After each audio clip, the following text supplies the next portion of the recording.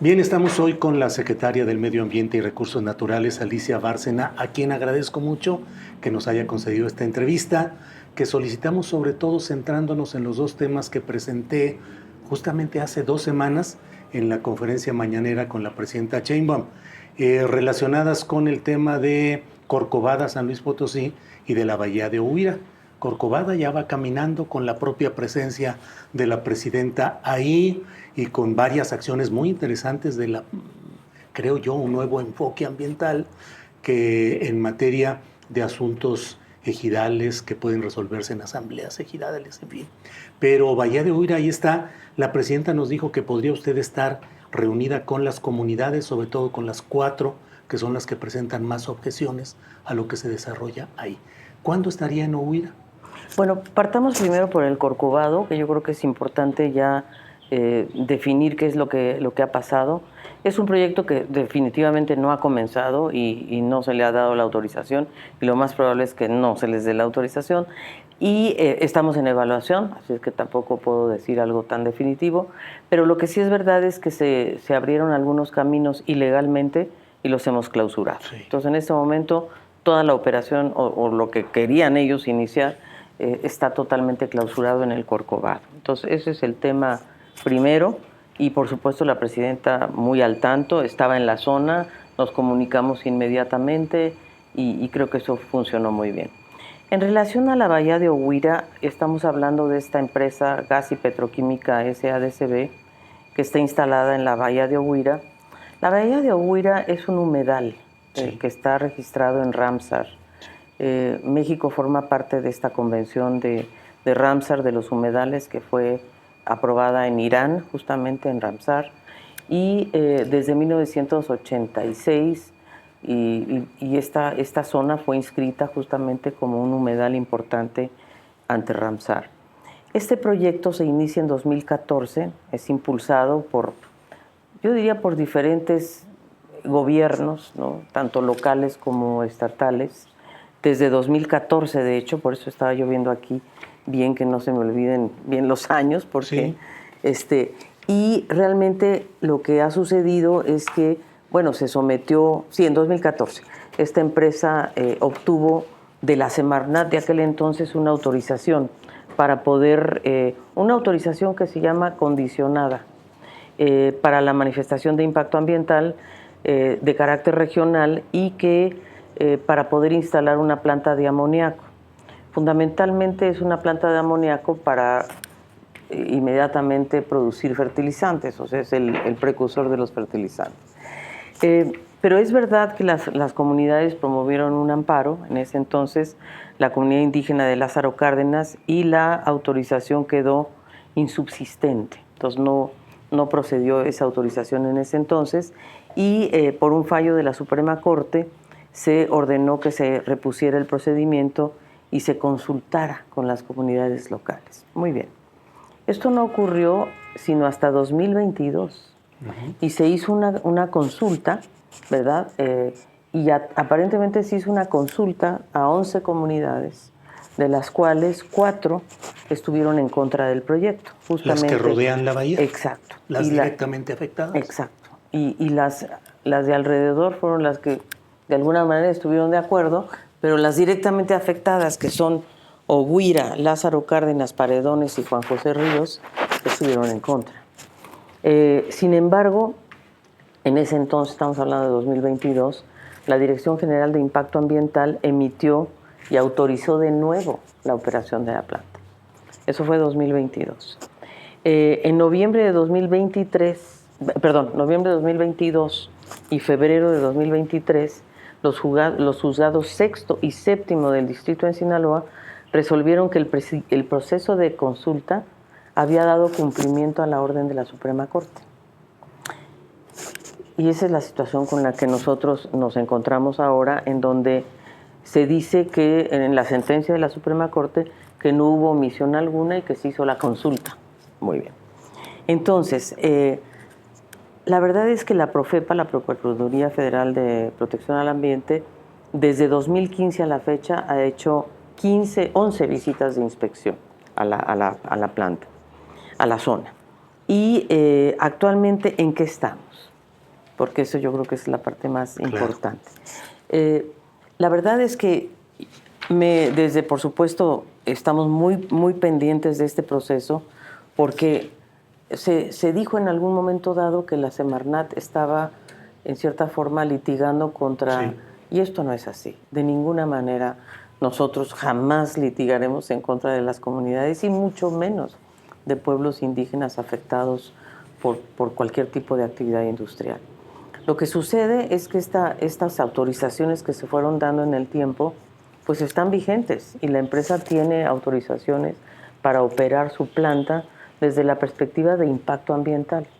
Donde creo que está el problema es en la zona federal marítimo terrestre, en donde me parece que creo que hay un traslape, porque nosotros, bueno, no en mi caso, porque yo todavía no estaba en esta posición, la Profepa tampoco, pero hacia finales de la administración del presidente López Obrador, se hizo una visita a la zona para ver precisamente la delimitación de la zona federal marítimo terrestre. Y ahí justamente lo que sucedió fue que el ejido, y quiero tener bien claro el nombre porque es muy claro lo que ocurrió ahí, el comisario ejidal, sí, el comisariado ejidal del ejido Rosendo Castro interpusieron un amparo. O sea, esto sucedió el 18 de junio de 2024, donde la Profepa fue a hacer una inspección a la zona para ver cuál era la situación de la zona federal marítimo terrestre.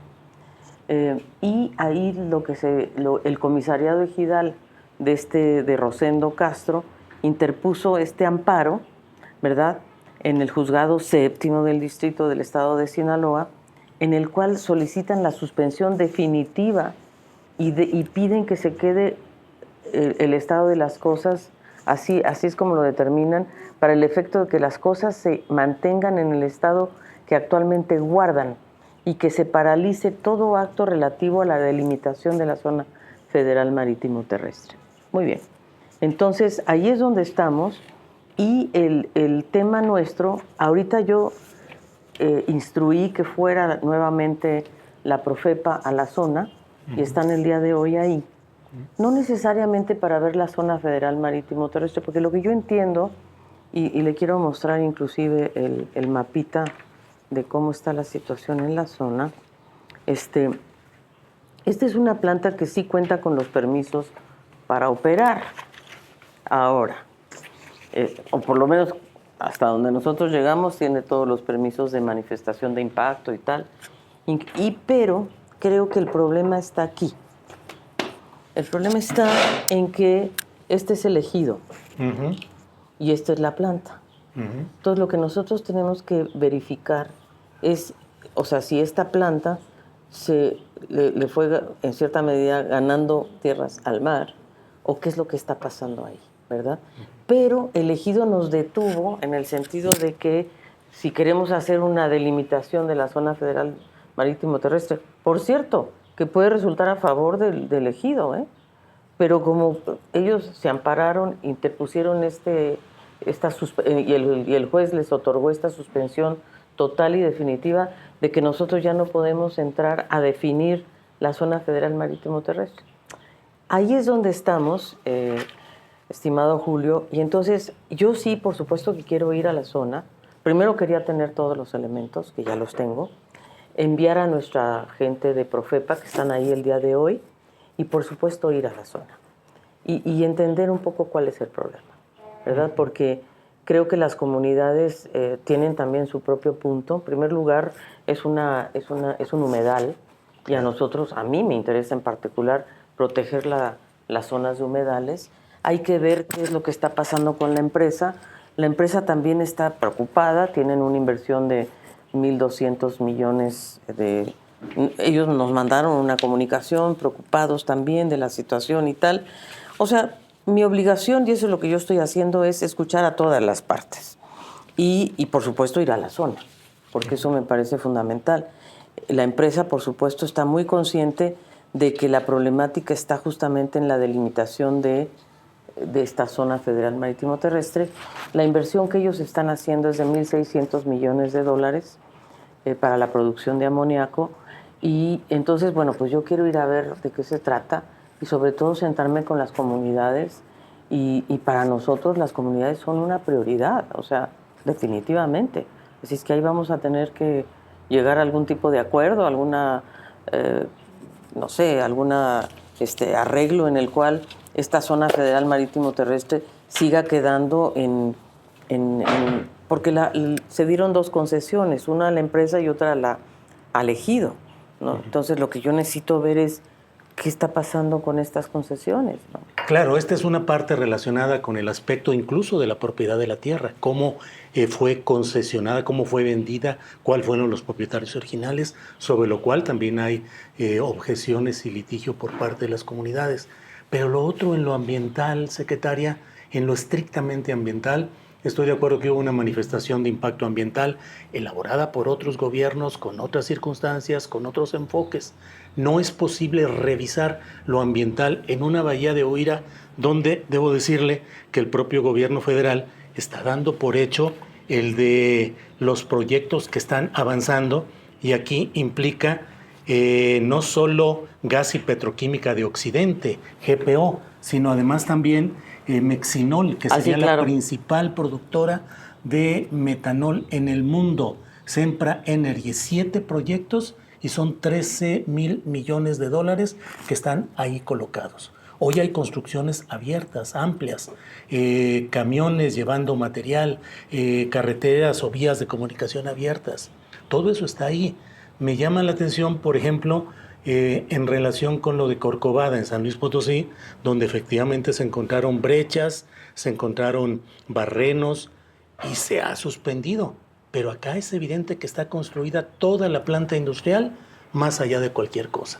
¿Cómo esperar una resolución cuando ya están instalados e incluso el gobierno federal y su Secretaría de Economía lo están anunciando como una realidad? Claro, no, en realidad lo que pasa es que se ha decretado o se ha declarado esta zona como un polo de desarrollo, sí, polo de los nuevos POECOVIS que se están impulsando. Nosotros lo que tenemos que determinar, y nos hemos puesto de acuerdo con la Secretaría de Economía, yo tuve una reunión esta semana, con el secretario Marcelo Ebrard y con su equipo. También mi equipo se ha reunido con Vidal Llerenas, que es el que impulsa estos polos, porque lo que hemos estado planteando es que los polos de desarrollo no pueden realmente ir más allá de la normativa ambiental. Entonces, justamente esta es una zona que a mí me interesa mucho ir, ver qué está sucediendo, ver qué está pasando con el humedal, que es un humedal muy importante, que además México lo declaró como una zona pues de marisma protegida, ¿no? Y por lo tanto, también entiendo que el país está en la necesidad de producir fertilizantes, sobre todo a raíz de la crisis que hubo entre Rusia y Ucrania, donde hubo esta falta de producción de fertilizantes y de materias primas para la producción de fertilizantes, como es el caso del amoníaco. Pero efectivamente también ahí ya se están produciendo otro tipo de, yo diría, de industrias, en cierta medida, como estas de Mexinol, que tenemos que evaluar. Estamos realmente en ese proceso. Todos los polos están pasando por Semarnat. Esto fue una decisión de la propia presidenta, lo cual me parece muy importante. Todos estamos de acuerdo que queremos que Topolobampo progrese y que tengan empleo y desarrollo, pero sí también queremos que se cumpla la normativa ambiental. Y en ese sentido la presidenta nos ha dado instrucciones bien precisas de que si nosotros vemos que hay alguna violación de carácter ambiental, actuemos. Entonces, por eso es que yo tengo que ir a la zona. Primero mandé a este equipo el día de hoy, que están allá en la zona evaluando todo, evaluando la vigencia de la manifestación, que nos muestren todo, la manifestación de impacto ambiental, sus permisos actualizados, es decir, que tengamos claridad de qué es bajo qué condiciones está operando la empresa, en este caso, la empresa que está de Gas y Petroquímica de Occidente. Las otras empresas también, o sea, Mexinol, bajo qué condiciones está iniciando operaciones o operando, y incluso los caminos En fin, yo mandé a un equipo de la Procuraduría justamente para que vean toda la problemática. En función de eso, entonces, nosotros actuamos. Y actuamos, si se está violando la normativa, clausuramos o sancionamos. Depende de qué es lo que esté pasando en la zona. Hasta ahora, la información que tenemos es que la empresa no ha violado la manifestación de impacto ambiental, pero eso fue en el periodo anterior. Nosotros ahora queremos ver cuál es la actualización de las actividades de la empresa, dónde está descargando sus aguas, cómo está operando la industria en general, ¿no? Y creo que no, mañana pasado tendremos los resultados. Una posibilidad es decir, una revisión implica confirmar o negar el permiso ambiental. Claro, es decir, nosotros siempre mantenemos la autoridad de, por ejemplo, las manifestaciones de impacto ambiental normalmente se dan bajo ciertas condiciones, ¿no? De cumplimiento de descargas, de emisiones, etcétera, ¿no? De contaminantes en general. Y también, porque en este caso coinciden permisos de zona federal marítimo terrestre con manifestación de impacto ambiental. Tenemos que ver las dos cosas y como usted dice, tener claridad de que están operando bajo la normativa ambiental vigente, ¿no? Bien, pues tendría muchos puntos que Lo que me comentar. gustaría Sí. es que si vamos a la zona, pues invitarlo. Pues yo encantado de la vida. Claro Venga que con sí. nosotros. O sea, no sé cuándo lo vamos a hacer porque yo tengo dos cosas que tengo que hacer muy urgentes, por eso quise que el equipo se fuera en avanzada. Voy a participar en una conferencia internacional de océanos que organiza el gobierno de Francia, que es muy importante para México. Nosotros tenemos 11,000 kilómetros de costa y por lo tanto para nosotros el tema de los océanos y hemos abierto un programa nuevo de mares y costas, nos parece fundamental. Imagínense lo que le voy a decir. Nosotros generamos 15,000 toneladas diarias de plástico, diarias. Y esas 15,000 toneladas, el 80% va a dar al mar. Entonces no podemos seguir así. Y por lo tanto vamos con una posición muy clara de, también estamos participando en la dinámica de plásticos para ir prohibiendo los plásticos de un solo uso, y no podemos permitir que nuestras playas, nuestras costas estén invadidas de plástico. Entonces, bueno, le cuento esto Sí. al margen, pero yo regresando de este viaje que es muy rápido, pienso ir a la bahía de Ohuira y me gustaría que nos acompañe, porque así usted mismo ve de viva voz lo que hacemos, Sí. ¿no? Y cómo trabajamos y cómo actuamos y con qué nos reunimos y las cosas que conversamos. Con mucho gusto acepto y se lo agradezco.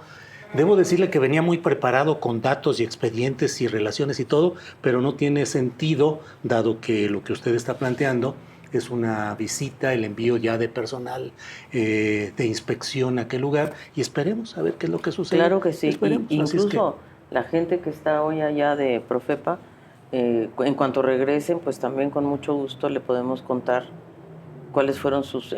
claro que tienen que revisar con cuidado qué es lo que están encontrando. Seguramente van a estar hoy y mañana, seguramente todo el fin de semana, porque estas inspecciones son muy laboriosas, tienen que tomar muestras, tienen que realmente pues, hacer una visita profunda.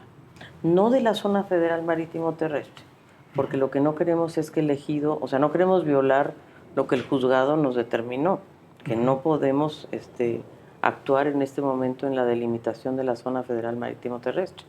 Ahí por eso queremos ir a consultar a las comunidades para ver exactamente dónde está su preocupación.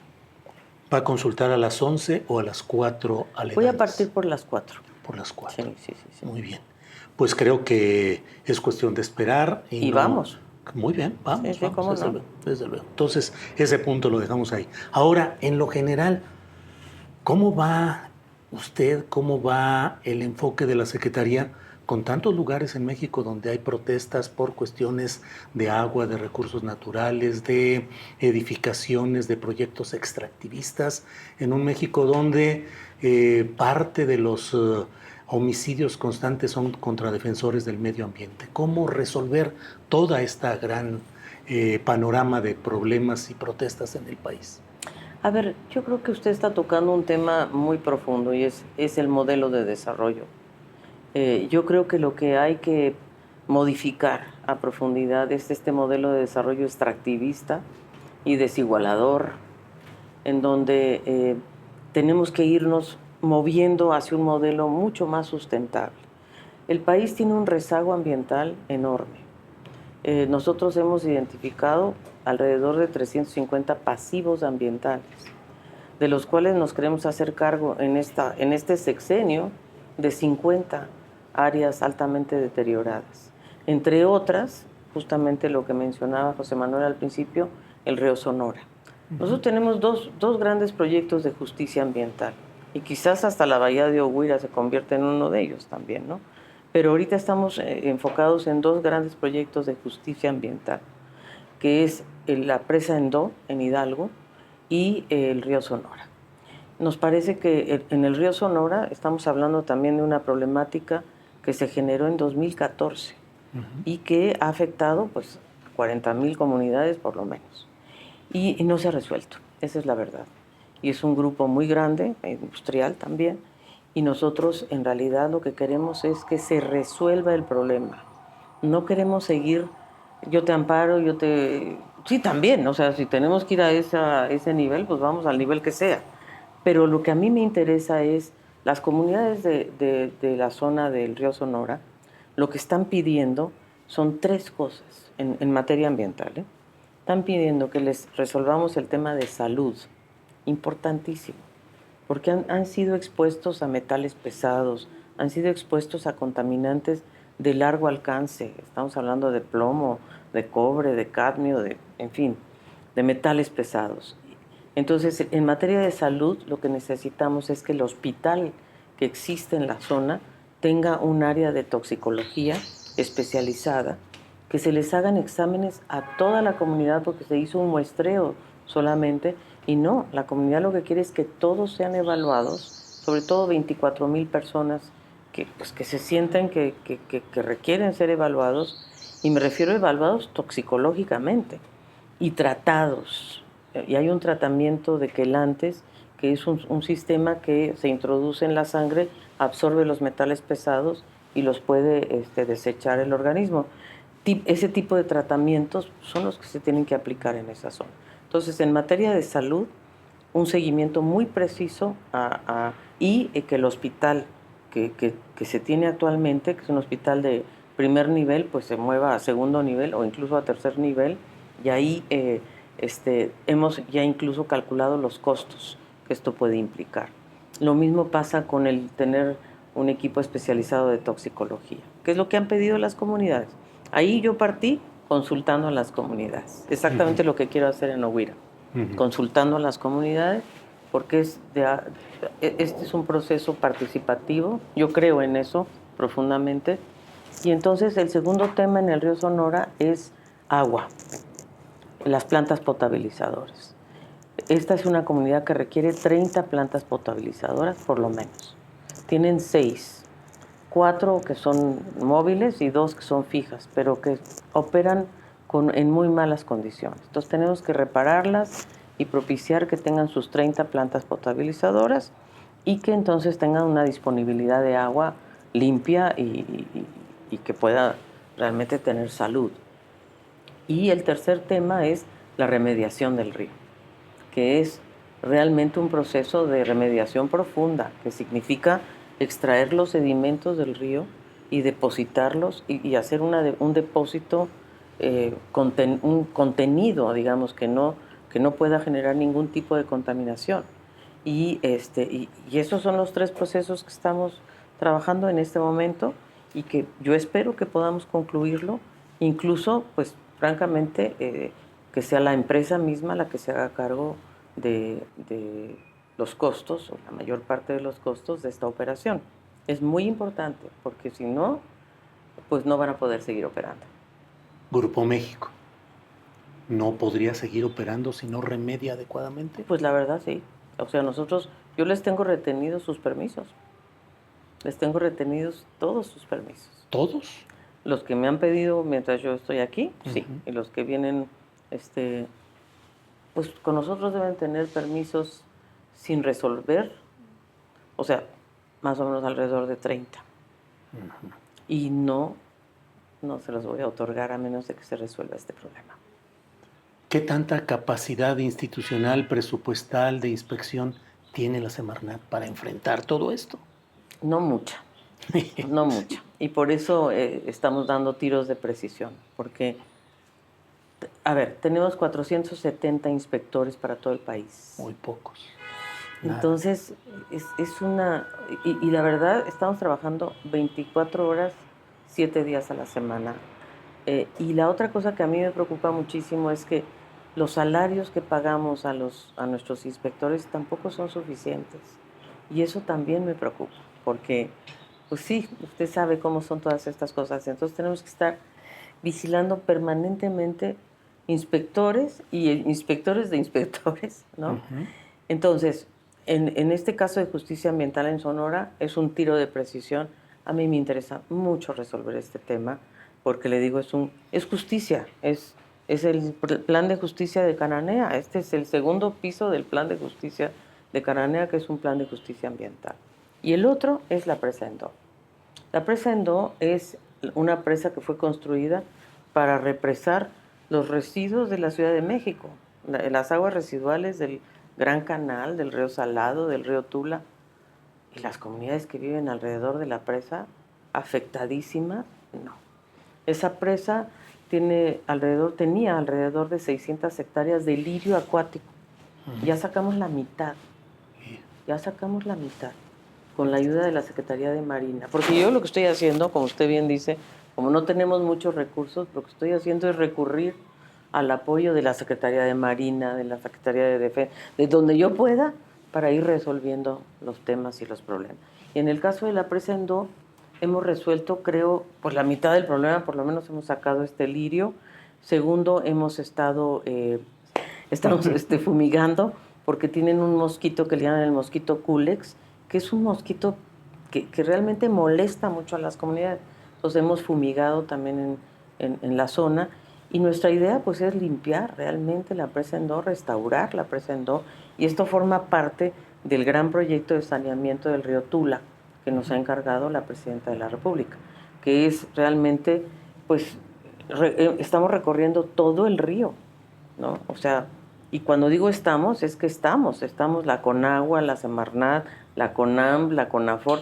O sea, la Semarnat es una secretaría que además tiene estos órganos descentralizados y desconcentrados. Entonces yo lo que he hecho es como que actuemos todos de conjunto en estos tiros de precisión, que no cada quien esté por su lado, porque si no, los recursos no nos alcanzan. Entonces, si vamos a ir a Huira, órale, vamos. ¿Quiénes vamos? La Profepa, la de Gira, la Sofemat, vamos todos. Las zonas naturales protegidas, para que vean lo del humedal. O sea, usted va a ver cuando es una especie de Semarnat itinerante que nos vamos a ir a Huira, pues a eso, a ver cuál es el problema ahí. Secretaria, dejé para el final un tema tal vez más delicado hasta por contexto político. Muchas protestas y denuncias por los daños ambientales en relación con el Tren Maya. Le pregunto, ¿esos daños ambientales usted los considera altos, medianos, bajos o ínfimos? A ver, el Tren Maya tiene 7 tramos. El Tren Maya es una gran obra que yo quiero realmente destacar. Pues son 1.550 kilómetros de trenes en una zona que no había tenido un desarrollo, la verdad, históricamente. Entonces, esa parte quiero reconocerla. Yo conozco muy bien la península de Yucatán. Trabajé ahí en los años 70, 80. Me recorrí la península toda. Considero que el tramo 1, 2, 3, 4 son tramos muy importantes que le están dando una conectividad desde, yo diría desde Tabasco, Campeche, Yucatán, Quintana Roo, muy importante, ¿no? Esa parte, esos tramos, y nosotros hemos estado trabajando muy directamente, sobre todo, yo le hablo del tramo 1, 2, 3 y 4, que en esos tramos creo que hemos avanzado muchísimo. Estamos trabajando muy directamente en el tramo 5, 6 y 7. Creo que el tramo más complejo es el 5, porque es el 5 norte y el 5 sur. Son tramos delicados porque son los tramos que han tenido que penetrar a los cenotes con estos pilotes para poder sostener la estructura y no impactar precisamente. Esas estructuras se hicieron con el objeto de no impactar a la selva. Sin embargo, nosotros estamos preocupados también del sistema hidrológico de los cenotes. Y entonces hemos ido a hacer ya, el equipo nuestro ha visitado todo el Tren Maya, tramo por tramo, incluso las cavernas, ¿no? Y hemos podido ver que el impacto, si bien ha sido un impacto, como toda obra de infraestructura, muy importante, también hay una alta posibilidad de poder restaurar y de poder, yo diría, recuperar zonas naturales. Le voy a poner un ejemplo muy bonito en Quintana Roo. Resulta que en Quintana Roo hay un grupo de chicleros que producen chicle natural a partir del chico zapote, este maravilloso árbol, Sí. y que ellos sacan el chicle. No sé si ha visto la operación de sacar del chicle, que es una operación interesantísima, cómo van sacando el chicle y hacen chicle orgánico, ¿no? En realidad. Pero además estos chicleros producen otros árboles como el ramón, el Brosmum malcastrum o la pimienta. Entonces ellos tienen un manejo del bosque que yo trabajé en esa zona maya muchos años porque había un manejo de las selvas por los mayas que era este manejo tradicional que todavía existe. Entonces, estamos haciendo una articulación con Tren Maya SADCB para que los consorcios que han intervenido en el Tren Maya, en estas medidas de compensación que son obligatorias en los cambios de uso del suelo, etcétera, pues los hagan con las comunidades, con estas comunidades que saben cómo restaurar la selva, que no se traigan a no sé quién que traiga árboles de no sé dónde, que no se van a dar, pues que no, que trabajemos con las propias comunidades de la zona y que restauremos esta zona. ¿Qué quiero hacer? Le voy a contar un proyecto, para mí es un sueño y creo que sí lo vamos a lograr, y es que queremos crear un área natural protegida subterránea. Porque resulta, y yo no sé si usted sabe esto, que es una cosa maravillosa y que solo existe en México. Y es que el sistema hidrológico de la península de Yucatán primero corre de sur a norte, lo cual nos ayuda muchísimo, porque si fuera de norte a sur, no sé qué hubiera pasado, pero al correr de sur a norte nos ayuda mucho porque limpia. Segundo, el agua corre de adentro hacia afuera, lo cual también nos ayuda mucho porque no hay intrusión salina. Entonces, trabajando con los especialistas, hay un especialista en particular muy importante que se llama Guillermo Anda, que fue el que hizo todo el estudio, fue el que hizo el descubrimiento para mí más importante porque descubrió la conexión que hay entre todos los cenotes. No es que haya un cenote aquí y otro aquí que estén separados, no es cierto, están todos conectados a nivel horizontal y a nivel vertical. Por ejemplo, en Chichén Itzá hay una conexión vertical del cenote con todo el sistema hidrológico. Entonces, eso yo quiero que lo declaremos área natural protegida. Para precisar nada más, secretaria, el daño ambiental en sus diferentes fases del Tren Maya, visto de manera global y hasta donde usted lo ha podido revisar, ¿fue un daño ambiental grave? A ver, es un impacto que puede ser restaurado. Vamos a ponerlo. Pero fue así. grave. A ver, no irreversible. En el sentido que le hablo. Para mí, lo que hubiera sido muy irreversible hubiera sido si el ciclo hidrológico, si este sistema hidrológico se hubiera dañado de manera irreversible, ahí sí le diría qué preocupación. Que al principio, pues sí, quizás cuando llegamos dijimos, ay, pero ahora que hemos entrado, que hemos estudiado el tema, que nos hemos metido también con el sector académico, nos ha ayudado mucho la UNAM, y creo que tenemos la posibilidad de conjugar desarrollo con sustentabilidad. El tren está ahí, Julio. El tren nadie lo va a desaparecer. Ahí está. Es un tren que espero que sea útil para las comunidades. Esa parte yo no tengo medida para evaluar hasta dónde va a llegar, pero yo creo que va a ser muy importante. La conectividad, etcétera. A mí lo que me toca es que esa obra que ya está hecha podamos nosotros recuperar zonas de biodiversidad, podamos recuperar áreas naturales protegidas, podamos garantizar que los pasos de fauna operen, en fin, podamos lograr que esa zona tan hermosa y tan bella que es la península de Yucatán tenga un desarrollo sustentable.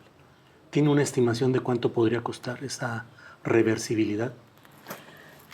En realidad, quizás esas cifras se las pueda dar más adelante, porque sí tenemos, sí, como le digo, como nos reunimos cada semana con la empresa Tren Maya SADCB, y a su vez la presidenta nos convoca cada 15 días a todos para revisar el tren, creo que sí le podría dar un cálculo, no ahora, no lo tengo a la mano, pero sí sobre todo de qué es lo que realmente se puede hacer, ¿no? O sea, cómo vamos a ir trabajando cada parte, cada tramo, porque como le digo, cada tramo es una realidad diferente. ¿Miles de millones de pesos? No No. creo que tanto, no. Bien. No. Y creo que además existe la garantía, porque los consorcios están obligados, son 8 consorcios los que han participado, están obligados a hacer una parte muy importante de esta compensación. Secretaria, pues le agradezco mucho esta posibilidad, la amplitud, el abordaje del tema de Huira, la invitación a ir a presenciar todo esto.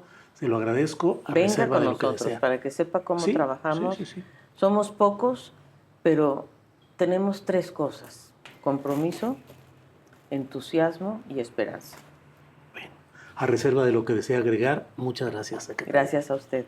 Gracias. Un gusto de verdad verlo. Admiro su trabajo, lo leo con un gran interés siempre. Le agradezco mucho sus palabras. Muchas gracias. Hasta luego. Mucho gusto.